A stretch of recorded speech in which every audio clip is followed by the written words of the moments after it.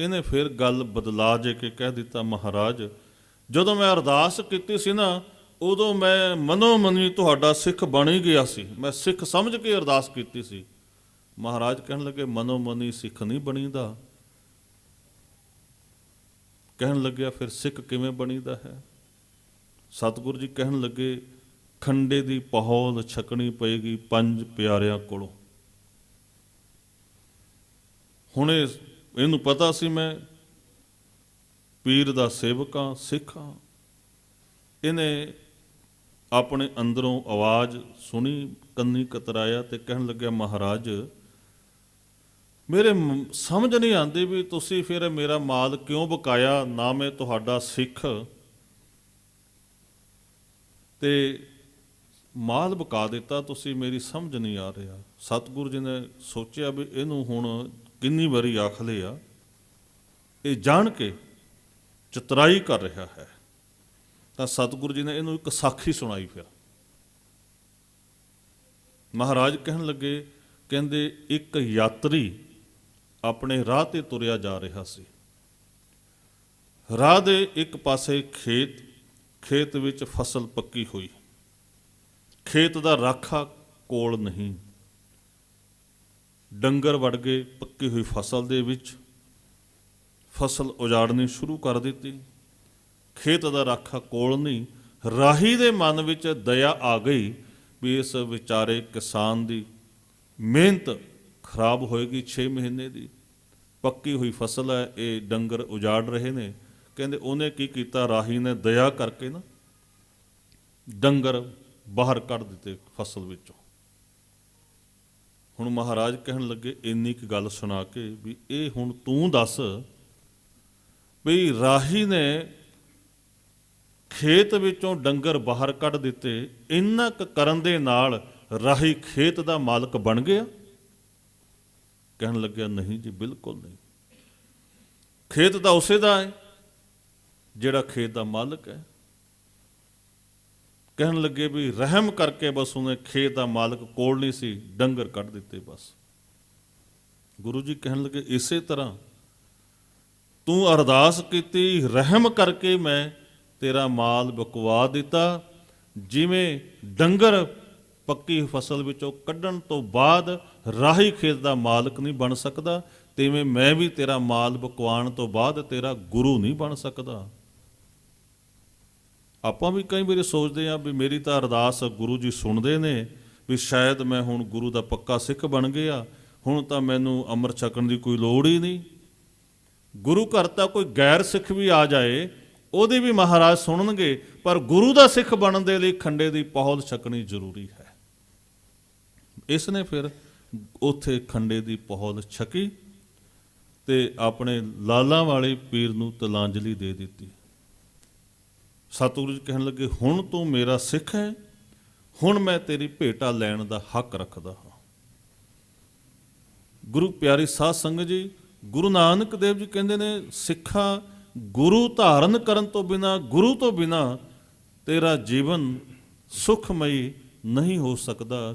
ਕਿਉਂ ਦਾ ਅਰਥ ਹੈ ਕਿਵੇਂ, ਬਈ ਤੂੰ ਹੀ ਦੱਸ ਵੀ ਤੇਰਾ ਜੀਵਨ ਸੁਖਮਈ ਕਿਵੇਂ ਹੋ ਸਕਦਾ ਹੈ ਗੁਰੂ ਤੋਂ ਬਿਨਾਂ।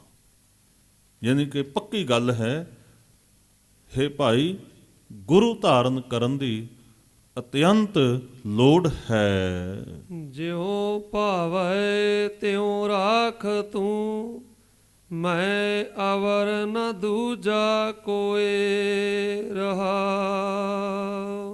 ਹੁਣ ਗੁਰੂ ਧਾਰਨ ਕਰਨ ਤੋਂ ਬਾਅਦ ਸਿੱਖ ਦਾ ਜੋ ਜੀਵਨ ਇਹੋ ਜਿਹਾ ਬਣ ਜੇ, ਕਹਿੰਦੇ ਜਿਉਂ ਭਾਵੈ ਤਿਉਂ ਰਾਖ ਤੂੰ, ਜਿਵੇਂ ਤੈਨੂੰ ਚੰਗਾ ਲੱਗਦਾ ਹੈ ਹੇ ਵਾਹਿਗੁਰੂ, ਤਿਵੇਂ ਤੂੰ ਸਾਨੂੰ ਰੱਖ, ਅਸੀਂ ਤੇਰੀ ਰਜ਼ਾ ਵਿੱਚ ਰਹਿਣ ਲਈ ਤਿਆਰ ਹਾਂ। ਪਰ ਉਹ ਆਤਮਿਕ ਸੁੱਖ ਸਾਨੂੰ ਜ਼ਰੂਰ ਬਖਸ਼, ਕਿਉਂਕਿ ਤੇਰੇ ਕੋਲੋਂ ਹੀ ਆਤਮ ਸੁੱਖ ਮਿਲ ਸਕਦਾ ਹੈ। ਰਜ਼ਾ ਵਿੱਚ ਰਹਿਣਾ ਬੜਾ ਜ਼ਰੂਰੀ ਹੈ। ਰਜ਼ਾ ਤੋਂ ਬਾਹਰ ਸਜ਼ਾ, ਦੁੱਖ। ਸਿੱਖ ਦੀ ਜ਼ਿੰਦਗੀ ਜਿਹੜੀ ਇੱਕ ਦਰਿਆ ਦੇ ਵਾਂਗ ਹੈ, ਜਿਸ ਦਾ ਮਨੋਰਥ ਹੈ ਕਿ ਗੁਰੂ ਸਮੁੰਦਰ ਦੇ ਵਿੱਚ ਜਾ ਕੇ ਸਮਾ ਜਾਣਾ, ਲੀਨ ਹੋ ਜਾਣਾ। ਪਰੰਤੂ ਜਿਹੜਾ ਦਰਿਆ ਹੈ, ਉਸ ਦੇ ਹਮੇਸ਼ਾ 2 ਕਿਨਾਰੇ ਹੁੰਦੇ ਨੇ। ਦੋ ਕਿਨਾਰਿਆਂ ਦੇ ਵਿੱਚ ਦਰਿਆ ਦਾ ਵਹਿਣ ਚੱਲਦਾ ਹੈ, ਸਮੁੰਦਰ ਵਿੱਚ ਮਿਲਦਾ ਹੈ। ਕਿਨਾਰੇ ਕਦੇ ਵੀ ਦਰਿਆ ਦੇ ਦੋ ਦੀ ਥਾਂ ਤੇ ਤਿੰਨ ਨਹੀਂ ਕਦੇ ਹੋਏ। ਜੇ ਦੋ ਕਿਨਾਰਿਆਂ ਦੇ ਵਿੱਚੋਂ ਇੱਕ ਕਿਨਾਰਾ ਟੁੱਟ ਜਾਏ ਤਾਂ ਵਹਿਣ ਸਮੁੰਦਰ ਵਿੱਚ ਨਹੀਂ ਜਾ ਸਕਦਾ, ਸਗੋਂ ਆਲੇ ਦੁਆਲੇ ਨੁਕਸਾਨਦਾਇਕ ਬਣ ਸਕਦਾ ਉਹ ਪਾਣੀ। ਜੇ ਦੋਨੇ ਹੀ ਟੁੱਟ ਜਾਣ ਕਿਨਾਰੇ ਤਾਂ ਫਿਰ ਕੀ ਹੋਏਗਾ? ਤਬਾਹੀ ਆ ਜਾਏਗੀ, ਹੜ੍ਹ ਆ ਜਾਣਗੇ। ਜਿਨ੍ਹਾਂ ਦੇ ਦੋਨੇ ਕਿਨਾਰੇ ਟੁੱਟ ਗਏ ਉਹ ਆਪ ਵੀ ਇਸ ਆਤਮਿਕ ਆਨੰਦ ਤੋਂ ਵਾਂਝੇ, ਤੇ ਜਿਹੜਾ ਉਹਨਾਂ ਦੀ ਸੰਗਤ ਕਰਨ ਲੱਗ ਜਾਏ ਉਹਨਾਂ ਨੂੰ ਵੀ ਆਤਮਿਕ ਸੁੱਖ ਤੋਂ ਵਾਂਝੇ ਕਰ ਦਿੰਦੇ ਨੇ, ਉਹਨਾਂ ਦੀ ਜ਼ਿੰਦਗੀ ਵੀ ਤਬਾਹੀ ਮਚਾ ਦਿੰਦੇ ਨੇ। ਉਹ ਦੋ ਕਿਨਾਰੇ ਨੇ, ਇੱਕ ਰਜ਼ਾ ਤੇ ਦੂਜਾ ਕਿਨਾਰਾ ਰਹਿਮਤ।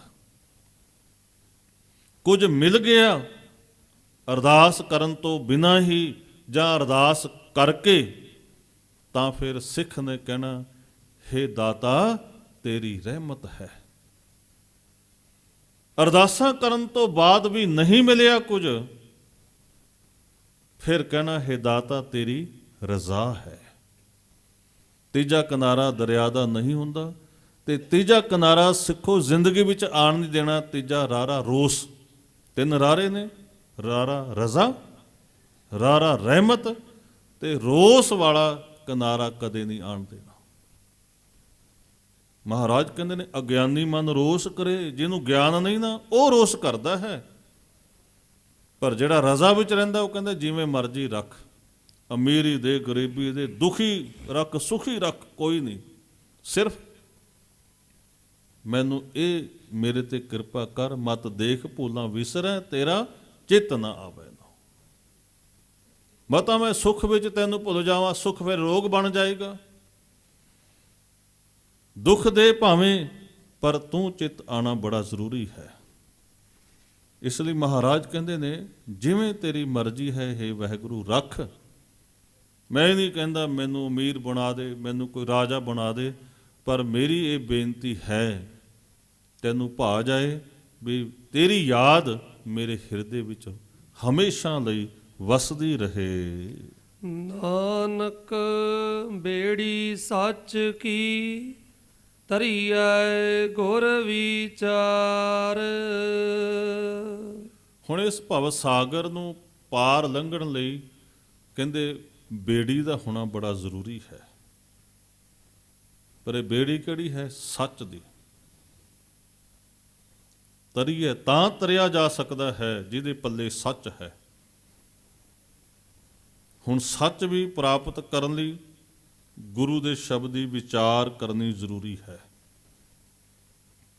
ਬਾਣੀ ਪੜ੍ਹਨ ਵਾਲਾ ਚੰਗਾ ਕੰਮ ਕਰਦਾ ਹੈ, ਕਿਉਂਕਿ ਜਿੰਨਾ ਚਿਰ ਬਾਣੀ ਪੜ੍ਹੇਗਾ ਨਾ ਉਹਨਾਂ ਚਿਰ ਤਨ ਕਰਕੇ ਤਾਂ ਬੁਰੇ ਕੰਮਾਂ ਤੋਂ ਬਚੇਗਾ। ਚਲੋ ਮਨ ਭਾਵੇਂ ਜਿੱਧਰ ਮਰਜ਼ੀ ਫਿਰਦਾ ਹੋਏ, ਇਹ ਆਪਣਿਆਂ ਦਾ ਸਾਰਿਆਂ ਨੂੰ ਪਤਾ ਹੈ, ਪਰ ਤਨ ਕਰਕੇ ਤਾਂ ਬਚੇਗਾ। ਇਸ ਲਈ ਜਿੰਨਾ ਚਿਰ ਬਾਣੀ ਪੜ੍ਹ ਰਿਹਾ, ਪੜ੍ਹਨ ਵਾਲਾ ਚੰਗਾ ਹੈ ਉਸ ਨਾਲੋਂ ਜਿਹੜਾ ਪੜ੍ਹਦਾ ਹੀ ਨਹੀਂ। ਚੰਗੀ ਗੱਲ ਹੈ, ਪਰ ਬਾਣੀ ਨੂੰ ਵਿਚਾਰਨਾ ਪੜ੍ਹਨ ਵਾਲਾ ਉਸ ਤੋਂ ਵੀ ਉਹ ਚੰਗਾ ਹੈ ਜਿਹੜਾ ਬਾਣੀ ਨੂੰ ਵਿਚਾਰ ਰਿਹਾ ਹੈ। ਖਿਮਾ ਕਰ ਦੇਣਾ, ਪਰ ਵਿਚਾਰਨਾ ਵੀ ਥੱਲੇ ਦੀ ਗੱਲ ਰਹਿ ਜਾਂਦੀ ਹੈ ਜਦੋਂ ਵਿਚਾਰਨ ਵਾਲਾ ਜਾਂ ਵਿਚਾਰ ਨੂੰ ਸੁਣਨ ਵਾਲਾ ਕਮਾਈ ਤੇ ਨਿਰਭਰ ਕਰ ਲੈਂਦਾ ਹੈ, ਕਮਾਉਣ ਲੱਗ ਜਾਂਦਾ ਹੈ ਗੁਰੂ ਦੇ ਬਚਨਾਂ ਨੂੰ। ਕਮਾਉਣ ਵਾਲਾ ਸਭ ਤੋਂ ਉੱਤਮ। ਅੱਜ ਬਹੁਤਾਤ ਇਸ ਗੱਲ ਦੀ ਹੈ ਕਿ ਸੁਣਨ ਵਾਲੇ ਬਹੁਤ ਨੇ, ਮੇਰੇ ਵਰਗੇ ਸੁਣਾਉਣ ਵਾਲੇ ਬਹੁਤ ਨੇ, ਪਰ ਕਮਾਉਣ ਵਾਲਿਆਂ ਦੀ ਘਾਟ ਹੈ। ਔਰ ਜੇ ਕੋਈ ਇੱਕ ਵੀ ਕਮਾ ਲਵੇ ਨਾ ਗੁਰੂ ਦਾ ਬਚਨ, ਉਹਦਾ ਲੋਕ ਪ੍ਰਲੋਕ ਸਫਲ ਹੋ ਜਾਂਦਾ ਹੈ। ਇਸ ਲਈ ਵਿਚਾਰ ਬਹੁਤ ਜ਼ਰੂਰੀ ਹੈ। ਸ੍ਰੀ ਗੁਰੂ ਹਰਗੋਬਿੰਦ ਸਾਹਿਬ ਮਹਾਰਾਜ ਜੀ ਦਾ ਇੱਕ ਬਚਨ ਹੈ। ਸਿੱਖ ਸਵਾਲ ਕਰਦੇ ਨੇ, ਮਹਾਰਾਜ ਵੀ ਆਪ ਜੀ ਹੁਕਮ ਕਰਦੇ ਹੋ ਗੁਰਸਿੱਖੋ ਬਾਣੀ ਪੜ੍ਹਿਆ ਕਰੋ। ਔਰ ਗੁਰੂ ਮਹਾਰਾਜ ਜੀ ਆਪ ਵੀ ਬਾਣੀ ਪੜ੍ਹਦੇ ਸੀ। ਤੇ ਸਿੱਖ ਕਹਿਣ ਲੱਗੇ, ਮਹਾਰਾਜ ਬਾਣੀ ਪੜ੍ਹੀ ਦੀ ਹੈ, ਪਰੰਤੂ ਜੀਵਨ ਦੇ ਵਿੱਚ ਉਹ ਤਬਦੀਲੀ ਆਉਂਦੀ ਨਹੀਂ ਦਿਸਦੀ, ਉਹ ਆਤਮਿਕ ਅਵਸਥਾ ਨਹੀਂ ਬਣਦੀ ਦਿਸਦੀ ਜੋ ਗੁਰਮੁਖਤਾਈ ਵਾਲੀ ਅਵਸਥਾ ਹੈ। ਗੁਰੂ ਹਰਗੋਬਿੰਦ ਸਾਹਿਬ ਨੇ ਗੁਰਸਿੱਖਾਂ ਦੇ ਇਹ ਪ੍ਰਸ਼ਨ ਨੂੰ ਸੁਣਨ ਤੋਂ ਬਾਅਦ ਜਵਾਬ ਦਿੱਤਾ। ਗੁਰਪ੍ਰਤਾਪ ਸੂਰਜ ਗ੍ਰੰਥ ਦੇ ਅੰਦਰ ਕਵੀ ਸੰਤੋਖ ਸਿੰਘ ਜੀ ਲਿਖਦੇ ਨੇ, ਸੁਨ ਕਰ ਸ੍ਰੀ ਹਰਿ ਗੋਬਿੰਦ ਕਹੈ, ਸਭ ਕਾਸਟ ਮੈਂ ਅਗਨੀ ਰਹਿ। ਮਹਾਰਾਜ ਕਹਿਣ ਲੱਗੇ, ਭਾਈ ਗੁਰਸਿੱਖੋ ਸੁਣੋ, ਆਪ ਸਾਰਿਆਂ ਨੂੰ ਪਤਾ ਹੈ ਵੀ ਲੱਕੜ ਦੇ ਵਿੱਚ ਅੱਗ ਰਹਿੰਦੀ ਹੈ। ਸਭ ਕਾਸਟ ਮੈਂ ਅਗਨੀ ਰਹਿ, ਪਰ ਬਿਨਾ ਮਥੇ ਨਹਿ ਨਿਕਸ ਪ੍ਰਕਾਸ਼ੈ, ਕਾਰਿਹੈ ਕਰੈ ਨਹਿ ਸੀਤ ਵਿਨਾਸ਼ੈ। ਕਹਿੰਦੇ ਜੁਗਤੀ ਤੋਂ ਬਿਨਾ ਨਾ ਲੱਕੜ ਵਿੱਚੋਂ ਅੱਗ ਨਹੀਂ ਕੱਢੀ ਜਾ ਸਕਦੀ, ਨਾ ਉਹ ਫਿਰ ਲੱਕੜ ਵਿੱਚੋਂ ਅੱਗ ਕੱਢੀ ਜੁਗਤੀ ਨਹੀਂ, ਨਾ ਕੋਈ ਕਾਰਜ ਸਵਾਰ ਸਕਦੀ ਹੈ, ਨਾ ਆਪਾਂ ਭੋਜਨ ਤਿਆਰ ਕਰ ਸਕਦੇ ਹਾਂ, ਨਾ ਸਰਦੀ ਵਿੱਚ ਅੱਗ ਬਾਲ ਕੇ ਸਰਦੀ ਦਾ ਦੁੱਖ ਦੂਰ ਕਰ ਸਕਦੇ ਹਾਂ, ਨਿੱਘ ਨਹੀਂ ਪ੍ਰਾਪਤ ਕਰ ਸਕਦੇ ਜਿਹਦੇ ਕੋਲ ਜੁਗਤੀ ਨਹੀਂ। ਲੱਕੜ ਪਈ ਹੈ ਪਰ ਉਹਦੇ ਕੋਲ ਜੁਗਤੀ ਨਹੀਂ ਵੀ ਲੱਕੜ ਵਿੱਚੋਂ ਅੱਗ ਕਿਵੇਂ ਪੈਦਾ ਕਰਨੀ ਹੈ। ਫਿਰ ਮਹਾਰਾਜ ਨੇ ਦੂਜੀ ਉਦਾਹਰਨ ਦਿੱਤੀ, ਜਥਾ ਦੁਗਧ ਮਹਿ ਘ੍ਰਿਤ ਮਿਲ ਰਹਿਓ, ਬਿਨਾ ਮੱਥੇ ਤੇ ਕਿਨਹੋ ਨਾ ਲਹਿਓ।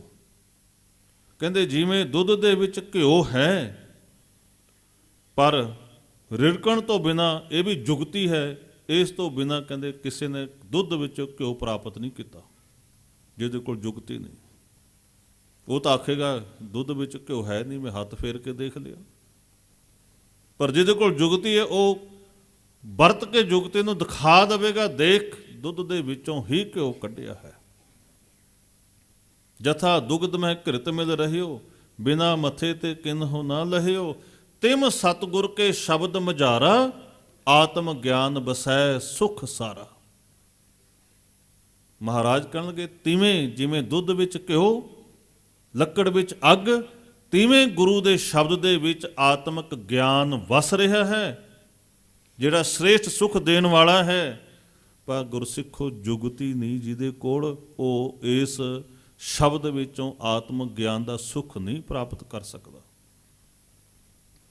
ਉਹ ਪੜ੍ਹੀ ਜਾਏਗਾ, ਵਿਚਾਰੇ ਵੀ ਜਾਏਗਾ, ਪਰ ਜੇ ਕਮਾਈ ਨਹੀਂ ਕਰਦਾ ਉਹ ਉੱਥੇ ਦਾ ਉੱਥੇ ਖੜਾ ਰਹੇਗਾ। ਫਿਰ ਬੇਨਤੀ ਕਰਾਂ, ਜਿਹੜਾ ਨਹੀਂ ਪੜ੍ਹਦਾ ਉਹਦੇ ਨਾਲੋਂ ਪੜ੍ਹਨ ਵਾਲਾ ਚੰਗਾ ਹੈ, ਜਿਹੜਾ ਵਿਚਾਰ ਰਿਹਾ ਹੈ ਉਹ ਪੜ੍ਹਨ ਵਾਲੇ ਨਾਲੋਂ ਚੰਗਾ ਹੈ, ਪਰ ਜਿਹੜਾ ਵਿਚਾਰ ਕਰ ਰਿਹਾ ਹੈ ਜਾਂ ਵਿਚਾਰ ਸੁਣ ਰਿਹਾ ਹੈ ਉਸ ਨਾਲੋਂ ਵਿਚਾਰ ਨੂੰ ਕਮਾਉਣ ਵਾਲਾ, ਅਮਲੀ ਜੀਵਨ ਬਣਾਉਣ ਵਾਲਾ ਸਭ ਤੋਂ ਚੰਗਾ ਹੈ। ਗੁਰੂ ਮਹਾਰਾਜ ਕਹਿਣ ਲੱਗੇ, ਪਾਠ ਕਰੈ ਹੋਏ ਪੁੰਨ ਮਹਾਨਾ। ਪਾਠ ਕਰਦੇ ਹੋ ਗੁਰਸਿੱਖੋ, ਪੁੰਨ ਦੀ ਗੱਲ ਹੈ, ਚੰਗੀ ਗੱਲ ਹੈ। ਨਾਹਿਨ ਪ੍ਰਾਪਤ ਆਤਮ ਗਿਆਨਾ। ਕਹਿੰਦੇ ਪਾਠ ਕੇਵਲ ਪੜ੍ਹਦੇ ਹਾਂ, ਆਤਮ ਗਿਆਨ ਨਹੀਂ ਪ੍ਰਾਪਤ ਹੋ ਸਕਦਾ। ਫਿਰ ਸਤਿਗੁਰ ਦੇ ਸਿੱਖ ਕਹਿਣ ਲੱਗੇ, ਮਹਾਰਾਜ ਕਿਵੇਂ ਗਿਆਨ ਪ੍ਰਾਪਤ ਹੋਏਗਾ? ਆਰੰਭ ਦਾ ਤਾਂ ਪੜ੍ਹਨ ਤੋਂ ਹੀ ਹੋਏਗੀ ਨਾ। ਗੁਰੂ ਮਹਾਰਾਜ ਸਮਝਾਉਣ ਲੱਗੇ, ਕਹਿਣ ਲੱਗੇ, ਜਬ ਵਿਚਾਰ ਕਰ ਹਿਰਦੈ ਬਸਾਵੈ, ਸਭ ਵਿਵਹਾਰਨ ਵਿਖੈ ਕਮਾਵੈ। ਕਹਿੰਦੇ ਜਦੋਂ ਗੁਰੂ ਦੇ ਸ਼ਬਦ ਨੂੰ ਵਿਚਾਰ ਕੇ ਹਿਰਦੇ ਵਿੱਚ ਗੁਰਸਿੱਖ ਵਸਾਏਗਾ ਤੇ ਜਿੰਨੇ ਵੀ ਜ਼ਿੰਦਗੀ ਦੇ ਕਰਮ ਨੇ ਉਹ ਉਸ ਵਿਚਾਰ ਦੇ ਮੁਤਾਬਕ ਕਰੇਗਾ। ਸਭ ਵਿਵਹਾਰਨ ਵਿਖੈ ਕਮਾਵੈ। ਫਿਰ ਦੇਖੋ ਕਹਿੰਦੇ ਗੁਰਸਿੱਖੋ, ਗਿਆਨ ਪ੍ਰਕਾਸ਼ੈ, ਆਨੰਦ ਪਾਵੈ, ਜਨਮ ਮਰਨ ਕੋ ਕਸ਼ਟ ਮਿਟਾਵੈ। ਫਿਰ ਦੇਖੋ ਬਾਣੀ ਦੀ ਪਾਰਸ ਕਲਾ ਕੀ ਵਰਤਦੀ ਹੈ। ਜਨਮ ਮਰਨ ਦਾ ਦੁੱਖ ਖਤਮ ਹੋਏਗਾ, ਗਿਆਨ ਵੀ ਆਤਮਿਕ ਗਿਆਨ ਪ੍ਰਾਪਤ ਹੋਏਗਾ, ਆਤਮਿਕ ਆਨੰਦ ਵੀ ਪ੍ਰਾਪਤ ਹੋਏਗਾ। ਤਾਂ ਤੇ ਗੁਰੂ ਨਾਨਕ ਦੇਵ ਜੀ ਕਹਿੰਦੇ ਨੇ, ਨਾਨਕ ਬੇੜੀ ਸੱਚ ਕੀ ਤਰੀਐ ਗੁਰ ਵਿਚਾਰ। ਗੁਰੂ ਦੀ ਵਿਚਾਰ ਕਰਨੀ ਬੜੀ ਜ਼ਰੂਰੀ ਹੈ, ਸ਼ਬਦ ਵਿਚਾਰ। ਅੱਜ ਆਪਣੀ ਕੌਮ ਕੀਰਤਨ ਦਰਬਾਰਾਂ ਵੱਲ ਨੂੰ ਜ਼ਿਆਦਾ ਤੁਰੀ ਹੋਈ ਹੈ। ਖਿਮਾ ਕਰ ਦੇਣਾ, ਮਾੜੀ ਗੱਲ ਨਹੀਂ, ਪਰ ਇਹਦੇ ਨਾਲ ਇੱਕ ਪੁਆਇੰਟ ਹੋਰ ਜੋੜ ਲਿਆ ਜਾਏ ਕੀਰਤਨ ਕਥਾ ਦਰਬਾਰ ਰੱਖਿਆ ਜਾਏ। ਜਿਹੜਾ ਸ਼ਬਦ ਰਾਗੀ ਸਿੰਘ ਪੜ੍ਹ ਰਹੇ ਨੇ, ਗਾ ਰਹੇ ਨੇ, ਜਿਹਨੂੰ ਸੰਗਤਾਂ ਨੇ ਸੁਣਿਆ ਤੇ ਉਸੇ ਸ਼ਬਦ ਦੀ ਵਿਚਾਰ ਵੀ ਹੋ ਜਾਏ, ਗੁਰੂ ਦਾ ਉਪਦੇਸ਼ ਪੱਲੇ ਪੈ ਜਾਏ ਸਿੱਖ ਸੰਗਤਾਂ ਦੇ, ਤਾਂ ਇਹ ਹੋਰ ਪਾਰਸ ਕਲਾ ਵਰਤੇਗੀ। ਨਹੀਂ ਤਾਂ ਖਿਮਾ ਕਰਨਾ, ਕੀਰਤਨ ਕੰਨ ਰਸ ਜਾਂ ਮਨ ਰਸ ਬਣ ਕੇ ਰਹਿ ਜਾਏਗਾ। ਮਹਾਰਾਜ ਨੇ ਦੇਖੋ ਬਾਣੀ ਵਿੱਚ ਆਖਿਆ, ਪਾਰ ਬ੍ਰਹਮ ਹੋਆ ਸਹਾਈ, ਕਥਾ ਕੀਰਤਨ ਸੁਖਦਾਈ। ਕੀਰਤਨ ਨੂੰ ਵੀ ਨਿੰਦਿਆ ਨਹੀਂ, ਪਰ ਕਥਾ ਦੀ ਮਹਾਨਤਾ ਵੀ ਘਟਾਈ ਨਹੀਂ। ਕਥਾ ਵੀ ਜ਼ਰੂਰੀ ਹੈ, ਵਿਚਾਰ ਜ਼ਰੂਰੀ ਹੈ। ਆਪਾਂ ਜੋ ਹਮਲਾ ਮਾਰਿਆ ਹੈ ਇੱਥੋਂ ਦੇ ਗੁਰਮੁਖ ਸੱਜਣਾ ਨੇ, ਜੋ ਇਹੀ ਬਣਾ ਕੇ ਲੇਬਲ ਲਗਾ ਦਿੱਤਾ ਤਰੀਆ ਗੁਰ ਵਿਚਾਰ, ਜਦੋਂ ਤੱਕ ਗੁਰੂ ਦੇ ਸ਼ਬਦ ਦੀ ਵਿਚਾਰ ਨਹੀਂ, ਉਦੋਂ ਤੱਕ ਇਸ ਭਵ ਸਾਗਰ ਵਿੱਚੋਂ ਤਰਨਾ ਔਖਾ ਹੈ। ਗੁਰੂ ਪਿਆਰੀ ਸਾਧ ਸੰਗਤ ਜੀ, ਹੁਣ ਗੁਰ ਵਿਚਾਰ ਕਿਤਨੀ ਜ਼ਰੂਰੀ ਹੈ। ਦੇਖੋ ਮਹਾਰਾਜ ਬਾਣੀ ਵਿੱਚ ਸਮਝਾਉਂਦੇ ਨੇ, ਸਤਿਗੁਰ ਨੂੰ ਸਭ ਕੋ ਵੇਖਦਾ, ਜੇਤਾ ਜਗਤ ਸੰਸਾਰ ਡਿਠੈ, ਮੁਕਤ ਨ ਹੋਵਈ, ਜਿਚਰ ਸ਼ਬਦ ਨ ਕਰੇ ਵਿਚਾਰ। ਕਿੰਨੀ ਜ਼ਰੂਰੀ ਹੈ ਗੁਰੂ ਦੀ ਵਿਚਾਰ। ਗੁਰੂ ਜੀ ਕੀ ਕਹਿ ਰਹੇ ਨੇ, ਅਸੀਂ ਕੀ ਕਰ ਰਹੇ ਹਾਂ, ਇਸ ਦਾ ਮੰਥਨ ਕਰਨ ਦੀ ਜ਼ਰੂਰਤ ਹੈ। ਕਈ ਵਾਰੀ ਤਾਂ ਆਪਾਂ ਬਾਣੀ ਪੜ੍ਹਦੇ ਹੋਏ ਵੀ ਬਾਣੀ ਤੋਂ ਉਲਟ ਕੰਮ ਕਰੀ ਜਾਂਦੇ ਆ। ਬਾਣੀ ਪੜ੍ਹਦੇ ਹੋ ਕਿਉਂਕਿ ਪਤਾ ਨਹੀਂ, ਵਿਚਾਰ ਨਹੀਂ। ਜਦੋਂ ਦਾਸ ਕਥਾ ਸਿੱਖ ਰਿਹਾ ਸੀ ਨਾ, ਉਦੋਂ ਸਾਡੇ ਉਸਤਾਦ ਜੀ ਸਾਨੂੰ ਇੱਕ ਗੱਲ ਕਿਹਾ ਕਰਦੇ ਸੀ ਸਮਝਾਉਣ ਲਈ, ਵੀ ਵਿਚਾਰ ਕਿੰਨੀ ਜ਼ਰੂਰੀ ਹੈ। ਅੱਜ ਅਸੀਂ ਗੁਰਬਾਣੀ ਪੜ੍ਹਦੇ ਹਾਂ, ਅਨਮਤ ਦੇ ਜਾਲ ਵਿੱਚ ਫਸੇ ਹੋਏ ਹਾਂ, ਮਨ ਮਤ ਦੇ ਜਾਲ ਵਿੱਚ ਫਸੇ ਹੋਏ ਹਾਂ, ਤੇ ਦੁਰਮਤ ਦੇ ਜਾਲ ਵਿੱਚ ਫਸੇ ਹੋਏ ਹਾਂ। ਪਰ ਜਿਹਦੇ ਪੱਲੇ ਗੁਰਮਤ ਆ ਗਈ, ਗੁਰ ਸ਼ਬਦ ਵਿਚਾਰ, ਉਹਦਾ ਮਨਮਤ ਦਾ ਤੇ ਅਨਮਤ ਦਾ ਤੇ ਦੁਰਮਤ ਦਾ, ਇਹ ਤਿੰਨੇ ਜਾਲ ਖਤਮ ਹੋ ਜਾਂਦੇ ਨੇ। ਤੇ ਉਸਤਾਦ ਜੀ ਕਿਹਾ ਕਰਦੇ ਸੀ, ਕਹਿੰਦੇ ਇੱਕ ਵਿਅਕਤੀ ਨੇ ਤੋਤਾ ਪਾਲਿਆ ਹੋਇਆ ਸੀ। ਹੋ ਸਕਦਾ ਕਿਸੇ ਪ੍ਰਚਾਰਕ ਕੋਲੋਂ ਇਹ ਗਾਥਾ ਆਪਣੇ ਸਰਵਣ ਕੀਤੀ, ਮੈਂ ਬੇਨਤੀ ਕਰਨ ਲੱਗਿਆ ਹਾਂ, ਵਿਸ਼ੇ ਨਾਲ ਸੰਬੰਧਿਤ ਹੈ। ਤੇ ਉਹਨੇ ਆਪਣੇ ਤੋਤੇ ਨੂੰ ਕੁਝ ਗੱਲਾਂ ਸਿਖਾਈਆਂ, ਕਹਿੰਦੇ ਤੇਰੇ ਭਲੇ ਲਈ ਹੈ। ਕੀ ਗੱਲ ਸਿਖਾਈ ਪਹਿਲੀ? ਕਹਿੰਦੇ ਸ਼ਿਕਾਰੀ ਆਵੇਗਾ, ਦਾਣੇ ਪਾਵੇਗਾ। ਤੀਜੀ ਗੱਲ, ਜਾਲ ਵਿਛਾਏਗਾ, ਤੈਨੂੰ ਪੜ ਕੇ ਲੈ ਜਾਏਗਾ। ਤੋਤਾ ਰੱਟ ਤਾਂ ਮਸ਼ਹੂਰ ਹੈ, ਜੋ ਸਿਖਾ ਦਿਓ ਤੋਤੇ ਨੂੰ ਰੱਟ ਲੈਂਦਾ, ਉਦਾਂ ਹੀ ਬੋਲਣਾ ਸ਼ੁਰੂ ਕਰ ਦਿੰਦਾ ਹੈ। ਤੋਤੇ ਨੇ ਇਹ ਗੱਲਾਂ ਰੱਟ ਲਈਆਂ ਤੇ ਇੱਦਾਂ ਹੀ ਰੋਜ਼ ਸਵੇਰੇ ਸ਼ਾਮ ਬੋਲਿਆ ਕਰੇ, ਸ਼ਿਕਾਰੀ ਆਏਗਾ, ਜਾਲ ਵਿਛਾਏਗਾ, ਦਾਣੇ ਪਾਏਗਾ, ਮੈਨੂੰ ਪੜ ਕੇ ਲੈ ਜਾਏਗਾ। ਰੋਜ਼ ਸਵੇਰੇ ਸ਼ਾਮ। ਇੱਕ ਦਿਨ ਸ਼ਿਕਾਰੀ ਆਇਆ, ਉਹਨੇ ਦਾਣੇ ਵੀ ਪਾਏ, ਉਹਨੇ ਜਾਲ ਵੀ ਵਿਛਾਇਆ, ਤੇ ਤੋਤਾ ਨਾਲੇ ਤਾਂ ਇਹ ਬੋਲੀ ਜਾ ਰਿਹਾ ਸ਼ਿਕਾਰੀ ਆਏਗਾ, ਜਾਲ ਵਿਛਾਏਗਾ, ਦਾਣੇ ਪਾਏਗਾ, ਮੈਨੂੰ ਪੜ ਕੇ ਲੈ ਜਾਏਗਾ, ਨਾਲੇ ਦਾਣੇ ਵੱਲ ਨੂੰ ਵੱਧਦਾ ਜਾ ਰਿਹਾ। ਹੋਇਆ ਕੀ ਫਿਰ? ਦਾਣਿਆਂ ਦੇ ਲਾਲਚ ਵਿੱਚ ਤੋਤਾ ਗਿਆ, ਜਾਲ ਵਿੱਚ ਫਸ ਗਿਆ। ਸ਼ਿਕਾਰੀ ਨੇ ਜਾਲ ਵਿੱਚ ਫਸਾ ਕੇ ਤੋਤੇ ਨੂੰ ਚੁੱਕਿਆ ਤੇ ਤੁਰ ਪਿਆ। ਜਾਲ ਵਿੱਚ ਫਸਿਆ ਹੋਇਆ ਵੀ ਤੋਤਾ ਹੀ ਕਹੀ ਜਾ ਰਿਹਾ ਸ਼ਿਕਾਰੀ ਆਏਗਾ, ਦਾਣੇ ਪਾਏਗਾ, ਜਾਲ ਵਿਛਾਏਗਾ, ਮੈਨੂੰ ਫੜ ਕੇ ਲੈ ਜਾਏਗਾ। ਕਿਉਂ ਫਸ ਗਿਆ ਤੋਤਾ?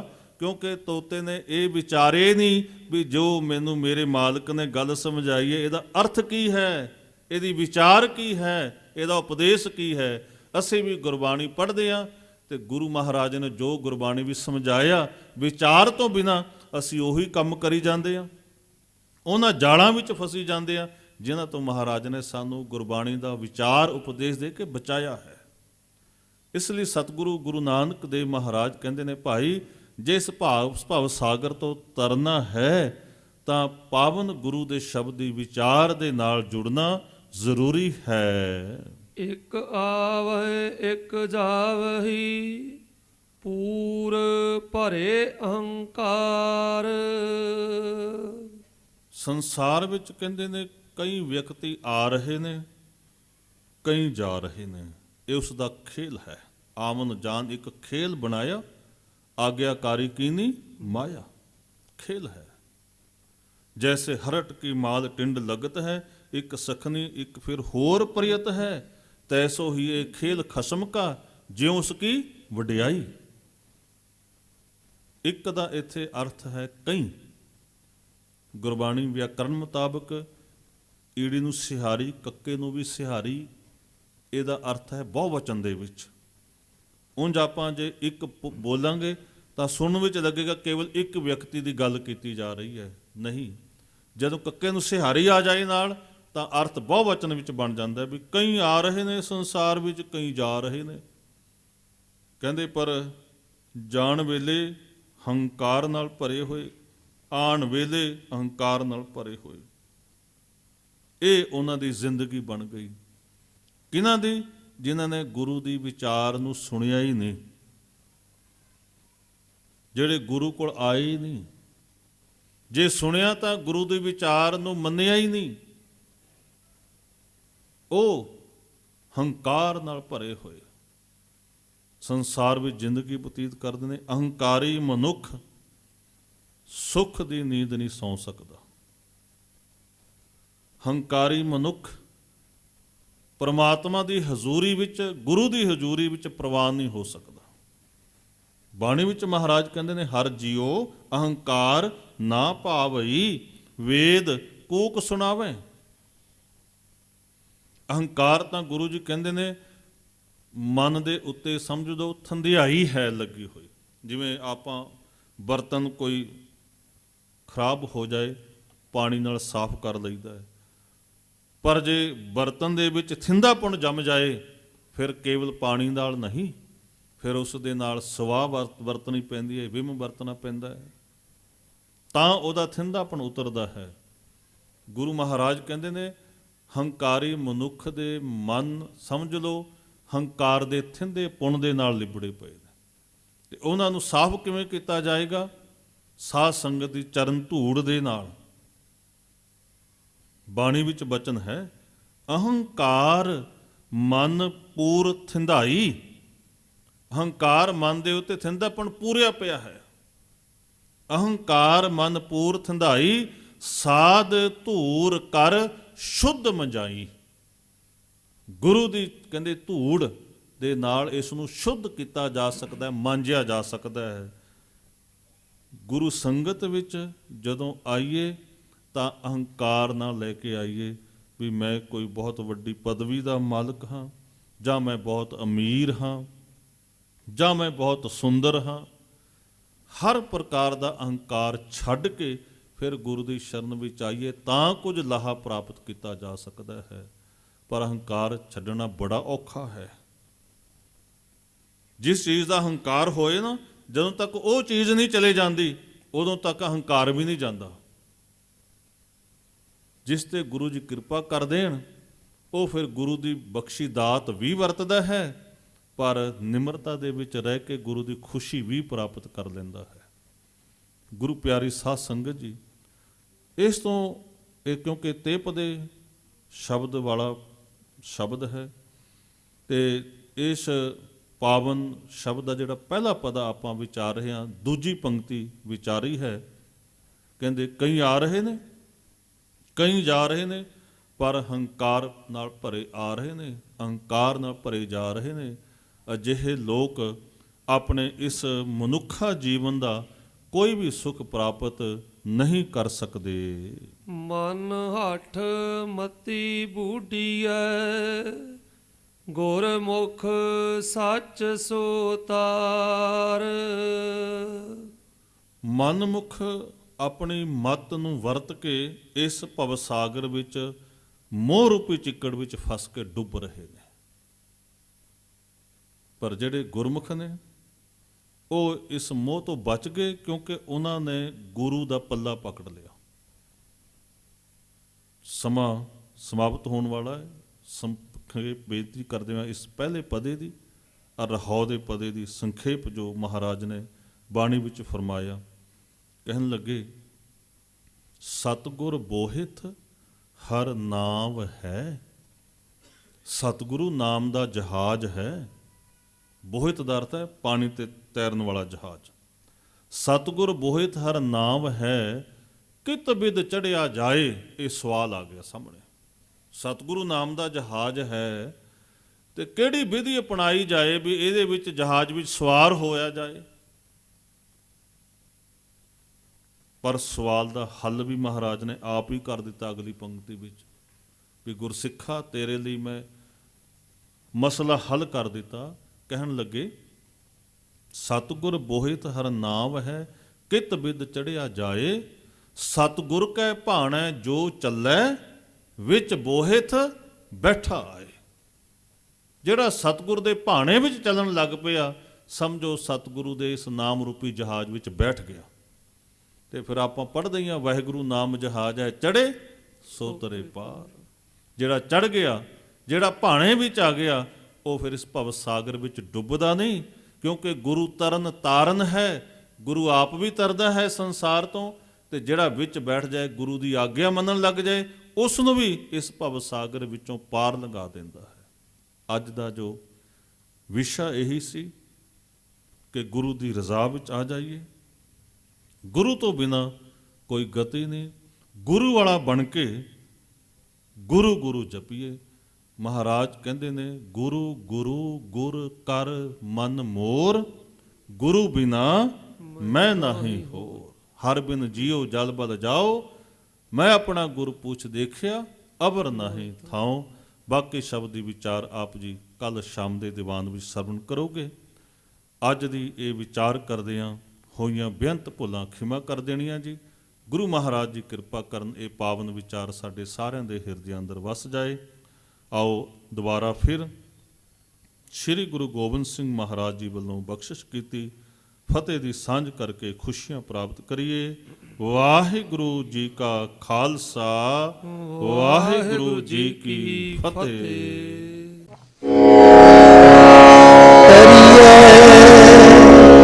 ਗੁਰੂ ਵਿਚਾਰ